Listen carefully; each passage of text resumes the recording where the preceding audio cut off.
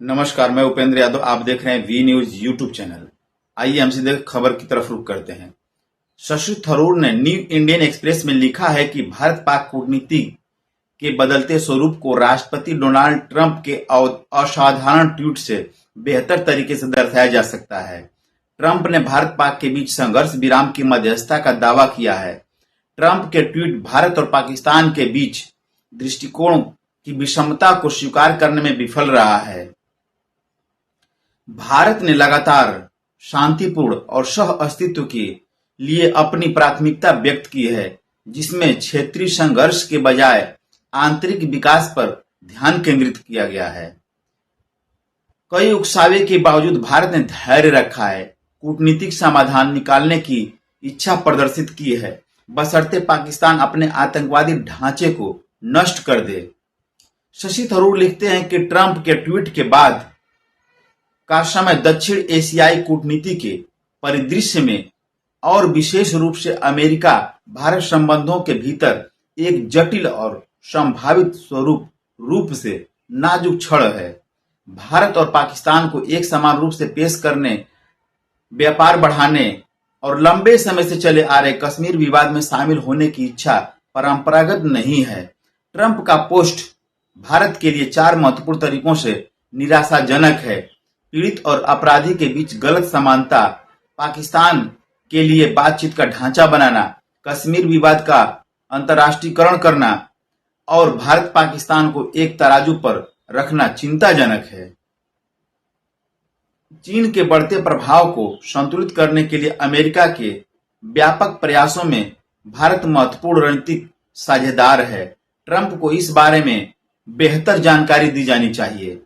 भारत दक्षिण एशिया में स्थिरता के वैश्विक महत्व को स्वीकारता है, लेकिन यह किसी भी विदेशी हस्तक्षेप को बर्दाश्त नहीं करेगा। क्षेत्रीय स्थिरता, आतंकवाद का मुकाबला करने और चीन के प्रभाव को रोकने का साझा हित महत्वपूर्ण है। ट्रंप के बयान के तत्काल बाद कूटनीतिक टकराव की संभावना का पता चलता है। तलवीन सिंह ने इंडियन एक्सप्रेस में लिखा है कि ऑपरेशन सिंदूर से जुड़ी सबसे अहम तस्वीर एक जिहादी के शव के साथ पाकिस्तानी सेना के अफसरों की ताबूत पाकिस्तानी झंडे में है और उस पर लाल गुलाब के फूल हैं। लश्कर तैयबा के आतंकी के साथ सैन्य अफसरों की यह तस्वीर सोशल मीडिया पर वायरल है। इस तस्वीर को देखकर लेखिका स्तब्ध है। लेखिका का मानना है कि भारत पाकिस्तान के बीच जंग में भारत की जीत हुई है। संघर्ष विराम पाकिस्तान ने मांगा, ट्रंप ने ऐलान किया। ट्रंप को सख्त आवश्यकता थी कि किसी न किसी युद्ध को समाप्त कराने की। दूसरी बार राष्ट्रपति बनने से पहले ट्रंप ने दावा किया था कि रूस यूक्रेन की जंग वह 24 घंटे में रोक सकेंगे और इजराइल फिलिस्तीन के बीच भी शांति ला सकेंगे।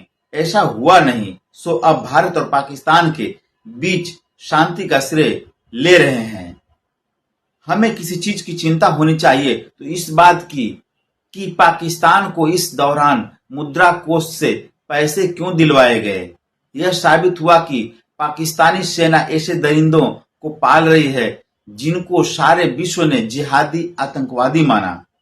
पाकिस्तान के रक्षा मंत्री तक स्वीकार किया कि गंदा काम हुआ है। बिलावल भुट्टो ने भी अतीत में ऐसा होने और अब नहीं होने की बात कही है। तलवीन सिंह लिखती हैं कि बहावलपुर में मौलाना मसूद अजहर का अड्डा तबाह कर दिया गया। अमेरिकी पत्रकार डेनियल पर्ल की हत्या, उमर शहीद को भी दंडित किया गया। इन दरिंदों के अड्डों को तबाह करके हम कह सकते हैं कि इस युद्ध को हम जीत चुके हैं। अगली बार हमेशा देश के अंदर आकर बेगुनाह लोगों को मारने से पहले इनके जिहादी साथी इतना तो सोचेंगे कि अब वह अपनी कायर गंदी लड़ाई को रोकते नहीं हैं तो भारत उनको ढूंढ कर मारेगा। हम चुप सहते थे, पाकिस्तान की सेना दिए गए 1000 जख्म, अब हम गोली का जवाब दिया जाएगा गोले से, जैसे हमारे प्रधानमंत्री ने कहा था। इन्हीं शब्दों में पाकिस्तान को अब उस भाषा में जवाब दिया जाएगा जो हम दशकों से नहीं देते आए हैं। शराफत के मारे हमारी शराफत को पाकिस्तान ने कमजोरी समझा है। रामचंद्र गुहा ने टेलीग्राफ में लिखा है कि एक समय में पैदा हुए और एक ही साम्राज्य की नींव पर बने भारत और पाकिस्तान को विरासत में एक समान राजनीतिक, आर्थिक और सांस्कृतिक विरासत मिली। फिर भी बीते 8 दशकों में उनके भाग्य में उल्लेखनीय रूप से भिन्नता आई। भारत में प्रति व्यक्ति आय पाकिस्तान के मुकाबले में दोगुनी है। भारत एकजुट रहा, जबकि पाकिस्तान 1971 में बढ़ चुका है। भारत में कड़ी स्पर्धा वाले आम चुनाव होते हैं, जबकि पाकिस्तान में चुनावों का समय और परिणाम जनरलों द्वारा तय किए जाते हैं। पाकिस्तान शीत युद्ध के बाद की दुनिया द्वारा पेश किए गए आर्थिक अवसरों का लाभ नहीं उठा सका, क्योंकि राजनीति में सेना और भी महत्वपूर्ण हो गई। भारत में आतंकवाद को प्रायोजित करने, ओसामा बिन लादेन की मेजबानी करने और परमाणु प्रसार में इसकी भूमिका के कारण पाकिस्तान की अंतर्राष्ट्रीय प्रतिष्ठा को और नुकसान पहुंचा। पहलगाम में हुए आतंकी हमले और हमारी सरकार की प्रतिक्रिया के मद्देनजर ऐसा प्रतीत होता है कि हमारे देश को इतना छोटा करने वाला हाइफनेशन फिर से उपयोग में आ गया है। डोनाल्ड ट्रंप ने स्पष्ट रूप से भारत और पाकिस्तान की बराबरी की है, दो समान रूप से महान राष्ट्रों के रूप में उद्धृत किया है। फाइनेंशियल टाइम्स दो धार्मिक ताकतों में टकराव नामक रिपोर्ट पर प्रकाशित कर रहा है। हमारा कट्टर दिल ऐसी तुलनाओं से भर जाता है। यह इस बात पर जोर देता है कि आतंकवाद का निर्यात करने वाले राज्य और शीर्ष वैश्विक कंपनियों के सीईओ बनने वाले देशों के बीच समानता नहीं हो सकती है। लेखक मानते हैं कि हमारे लोकतांत्रिक और धर्मनिरपेक्ष ताने बाने में दरार आ गई है। हमारी आर्थिक प्रगति रुक गई है। चीन और भारत के बीच का अंतर अब इतना बड़ा हो गया है कि चिड़िया शब्द प्रचलन से बाहर हो गया है। पिछले दशक में भारत में निरंकुशता और बहुसंख्यकवाद का लगातार उदय हुआ है। यही वह बात है जिसने उस पड़ोसी के साथ इन नई तुलनाओं को प्रेरित किया, जिससे हम जन्म के समय ही रूपक और शाब्दिक रूप से अलग हो गए थे। समय आ गया है कि हम लोकतंत्र और बहुलवाद के अपने मूल मूल्यों के प्रति पुनः समर्पित हो जाएं। टी.एस. राघवन ने टेलीग्राफ में लिखा है कि भारत और पाकिस्तान के बीच संघर्ष में अमेरिकी मध्यस्थता का अतीत नया आकार लेता दिख रहा है।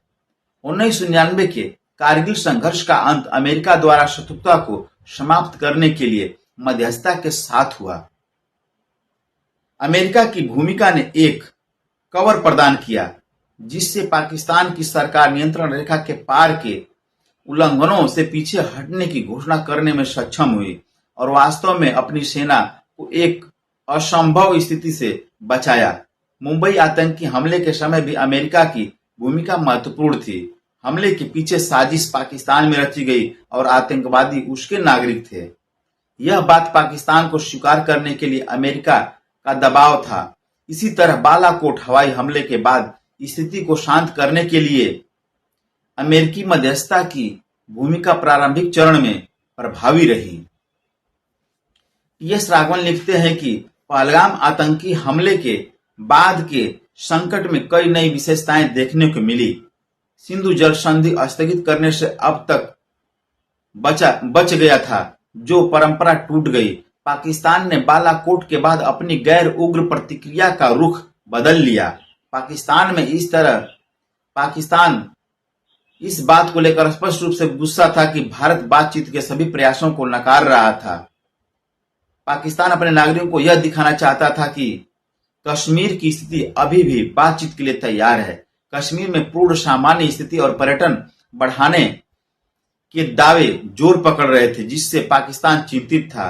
पहलगाम हमले पर भारत की प्रतिक्रिया के बाद अमेरिकी हस्तक्षेप से यह साफ हुआ कि इस्लामाबाद और अमेरिका का प्रभाव बहुत बड़ा है। यह बात सर्वविदित है कि तीसरे पक्ष के हस्तक्षेप और मध्यस्थता के कारण ही कश्मीर में संघर्ष की शुरुआत हुई। संयुक्त राष्ट्र की भूमिका ने विभाजन के मलबे के एक हिस्से को एक नासूर में बदल दिया। यह एक ऐसा इतिहास है कि इसे भारत में कोई भी व्यक्ति स्पष्ट रूप से भूल नहीं सकता। पी. चिदंबरम ने इंडियन एक्सप्रेस में लिखा है कि ऐसा लगता है कि ट्रंप मानते हैं 22 अप्रैल 2025 को पहलगाम में हुए आतंकी हमले के बाद शुरू हुए भारत पाकिस्तान संघर्ष में संयुक्त राज्य अमेरिका भी एक पक्षकार है। हर बार जब उन्होंने कुछ बोला या लिखा तो उन्होंने ऐसा ही जाहिर किया कि वे एक पक्षकार हैं, मगर प्रधानमंत्री नरेंद्र मोदी ने इसका कोई जवाब नहीं दिया। वे अब तक चुप्पी साधे हुए हैं। लेखक को लगता है कि मोदी दुविधा में हैं और उन्हें उस दिन का पछतावा है जब उन्होंने अब की बार ट्रंप सरकार का नारा दिया था। चिदम्बरम लिखते हैं कि ट्रंप के ट्वीट के बाद अमेरिकी विदेश मंत्री के ट्वीट में भारत और पाकिस्तान के बीच तटस्थ जगह पर बातचीत होने की बात कही गई है। वहीं मीडिया ने बताया कि अमेरिकी उपराष्ट्रपति वेंस ने पिछली रात मोदी के साथ टेलीफोन पर बातचीत में खतरनाक खुफिया जानकारी साझा की थी। 10 मई की शाम 6 बजे भारत के विदेश सचिव ने पुष्टि की कि दोपहर 3:35 के आसपास दोनों देशों के सैन्य अभियान महानिदेशकों के बीच बातचीत हुई और शाम 5 बजे से संघर्ष विराम हो गया, यानी लड़ाई रुक गई। इसलिए ट्रंप कहीं तथ्यों के मामले में गलत नहीं थे। लेखक को खुशी है कि हमारे रक्षा बलों ने बहादुरी से लड़ी और कई कामयाबी हासिल की और लड़ाई रुक गई। 12 मई को ट्रंप ने परमाणु संघर्ष रोकने का दावा किया और इसे कारोबार से भी जोड़ा। अगले दिन प्रधानमंत्री नरेंद्र मोदी ने परमाणु धमकी के आगे नहीं झुकने की बात कही। करीब 7 सवाल उठाते हुए लेखक ने लिखा है कि सवाल और भी हैं, लेकिन उन्हें उठाने का यह न तो समय है और न ही उचित जगह है।